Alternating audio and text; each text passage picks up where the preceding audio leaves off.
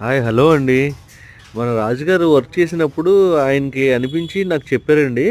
ఇలా యాక్చువల్‌గా ఏంటంటే ఆల్మోస్ట్ విండోస్, డోర్స్ చాలా సివియర్‌గా డ్యామేజ్ అయిపోయాయండి అని మళ్ళీ వర్క్ నుంచి తిరిగొచ్చాక నాకు ఇన్ఫర్మేషన్ ఇచ్చారండి. అయితే కస్టమర్‌కి చెప్పారా అంటే, "ఆ! కస్టమర్‌కి చెప్పానండి" అన్నారు. నార్మల్‌గా మనం హౌస్‌లో డ్రిల్ ట్రీట్మెంట్ చేస్తాం చూడండి.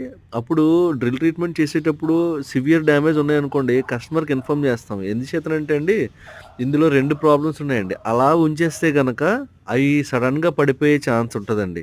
ఒకటి. రెండోది మనం అలా ఉంచడం వల్ల ఏమవుద్దనుకుంటున్నారు, మళ్ళీ ఇన్సెక్ట్‌కి అట్రాక్ట్ చేస్తదండి ఆ వుడ్డు. అంటే మనం ఆల్రెడీ కెమికల్ ట్రీట్మెంట్ చేస్తున్నాం కదండీ!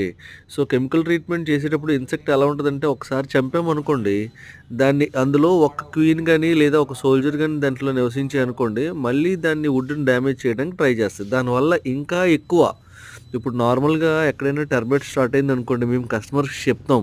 మీరు ఎట్టి పరిస్థితిలో వాటిని కదపకండి మేము వచ్చేంత వరకు అని చెప్పి.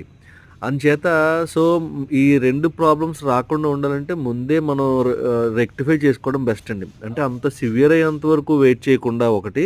రెండోది డ్యామేజ్ అయితే గనక ఆ వుడ్ అంతటిని డిస్పోజ్ చేయడం మంచిదండి. ఎంత త్వరగా అయితే అంత త్వరగా డిస్పోజ్ చేస్తేనే మనకు ఉపయోగాలుంటాయండి.